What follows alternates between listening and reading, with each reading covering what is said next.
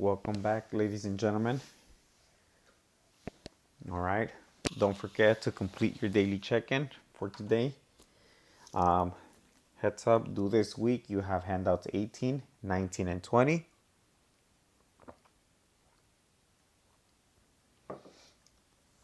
Again, there's no tutoring for this month. We will start tutoring in February. If you guys have any questions, comments, concerns, please email me or message me through Schoology. I will be responding over the weekend. All right, so today we're doing notes 20. We will be interpreting slope. You will be looking at tables today, mainly at tables. So you are somewhat familiar because on the last set of notes, I kind of gave you guys a heads up. I gave you a preview. So you will be seeing more tables on this one. All right. So again, don't forget you have the power to pause the video. So let's go ahead and get started. Box 1. So here we have this one that says, what is the slope? Right? And I'm going to tell you guys, this one's nice and pretty.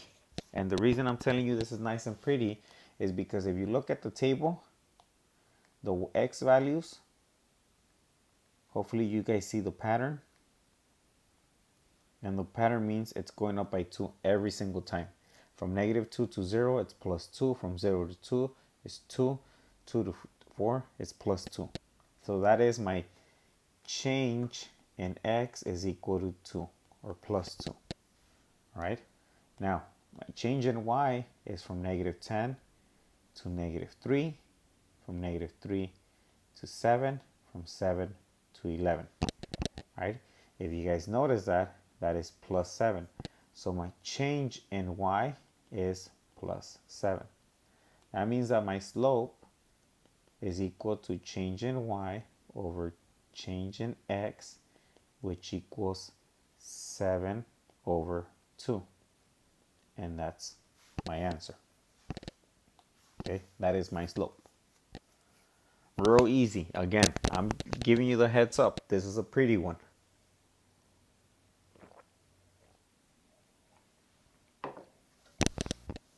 Going on to the next one.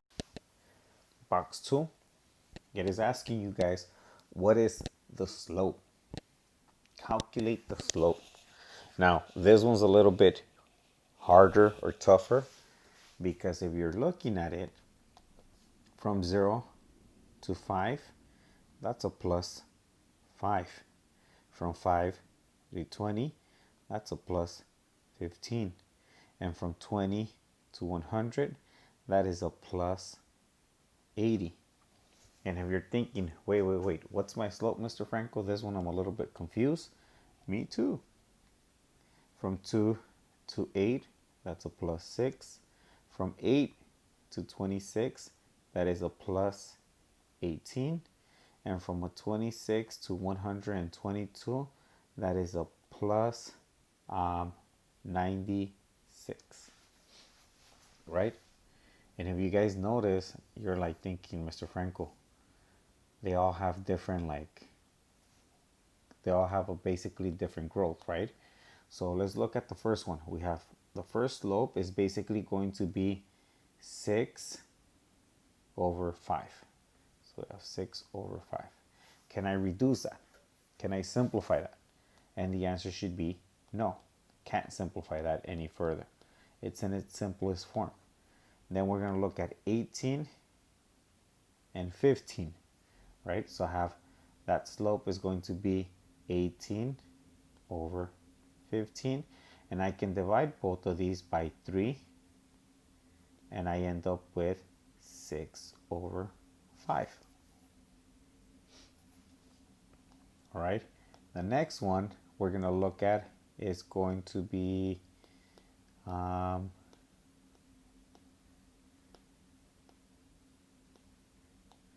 96 to 80. So my slope is equal to 96 over 80. Can I reduce that? I sure can. By what number? I don't know. Does anyone? By 8, by 4. If you don't know, do what Mr. Franco would do. I know both of them are divisible by 2. So 96 divided by 2 gives me 48. 80 divided by 2 gives me 40. Now I know that 48 and 40, they're both divisible by 4. So I'm going to divide both of them by 4. And that gives me 48 divided by 4 gives me 12. And 40 divided by 4 gives me 10. Now I know both of these are divisible by 2. And that gives me 6 over 5. Now, if you're really good with math, with the division, you could have just done 96 over 80 and divide both of them by, I believe it's 16. So 96 divided by 16 gives you 6, and 80 divided by 16 gives you 5. Okay? But again, the main thing that I want you to look at is when I reduce all of these, look at what I get. I have the same slope. Therefore, my slope for this one is 6 over 5. Okay, that is my slope. Right? It means that it's growing. The y values are going up 6 for every fifth y value. All right, I meant every y value goes up 6 for every 5 x values. Okay, so to box 3. Box 3 gets a little bit more interesting. Okay, so let's go ahead and look at these. From 0 to 3, I go plus 3. From 3 to 6, plus 3.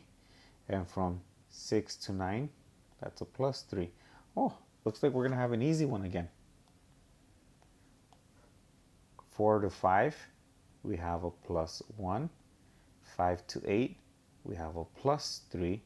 And then 8 to 7, we have a plus, or sorry, not a plus. We have a minus 1 because we went backwards. Okay, now this is the interesting part for this one, right? The first slope triangle, we have 1 over 3. So m equals 1 over 3. The second slope triangle, we have 3 over 3. So m equals 3 over 3.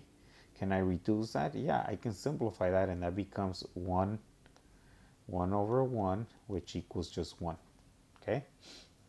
And then last but not least, I have, oops, use screen, negative 1 over 3. So I have m equals negative 1 over 3. What do you guys notice about all my slopes? I have 1 over 3, 1, and negative 1 over 3. And if your answer is they all have different slopes, you're right. And if you're wondering which one's the correct slope, you would say this is not linear. Not linear. Meaning if you plot these points, they're not going to be in a straight line. They're going to be all over the place. So you would just say not linear. You can also say it does not apply because all the points have different slope.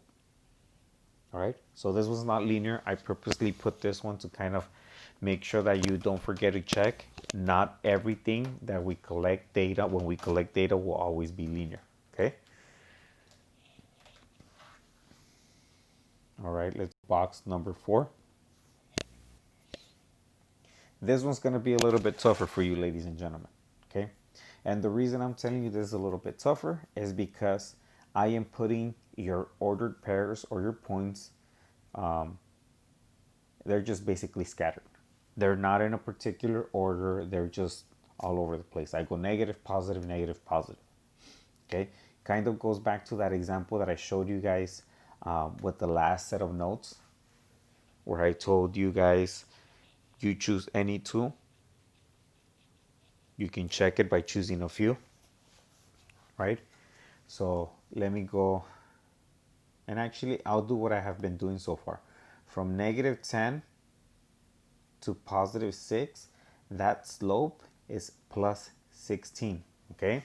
because that's how many steps you need to move on a number line. From negative 10 to 6, it's plus 16. And then from negative 6 to negative 4, you're moving back.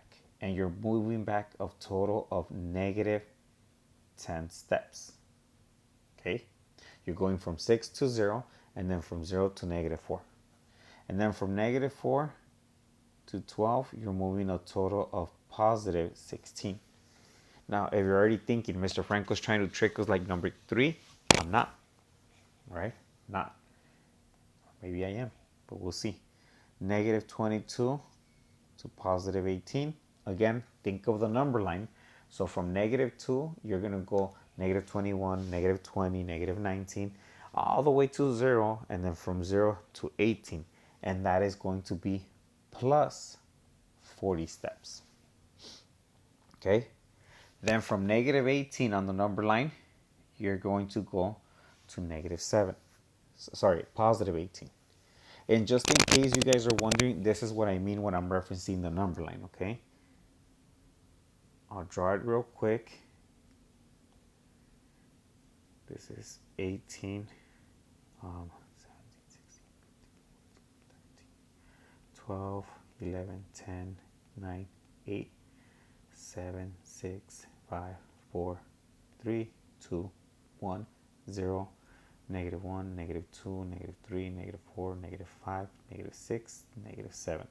This is negative 7, right?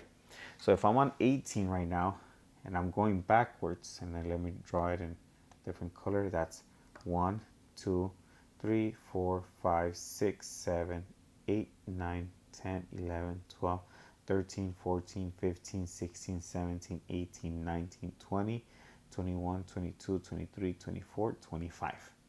And that is going to be minus 25 because I'm going backwards. That's what I've been meaning when I say moving along the number line. Okay? And then from negative 7 to positive 33, I'm moving forward. And that's a total of plus 40.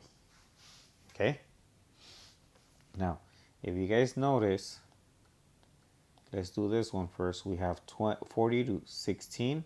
So my slope there is 40 over 16. I can simplify it by dividing both of them by 8, and I end up with 5 over 2. So that's my slope for the first one. Now, the second one, we have negative 25 to negative 10. So m is equal to negative 25 over negative 10. And that's just basically 25 over 10. Because they're both negative, they become positive, right? Divide both of them by 5. And I end up with 5 over 2. Look at that. Same slope. Look at the last one. 40 to 16. Same one as the first one. 40 over 16, which we can divide by 8. Divide by 8. And I end up with 5 over 2. They all have the same slope. That means that my slope is 5 over 2. All right. Okay. Again, you guys have handout 20. It is posted on Schoology. Don't forget, ladies and gentlemen, you guys do have independent practice, online practice. It is titled on Schoology Notes 20, Independent Practice. All right. Very similar to what we just did. All you're doing is calculating slope given a table. Okay. Hopefully you guys are staying safe. Hopefully these are the last set of notes that you're doing before I return. I know you still have one more meeting this week with the sub, but you will be working on a PSSR. Okay. Have a nice day. Stay safe.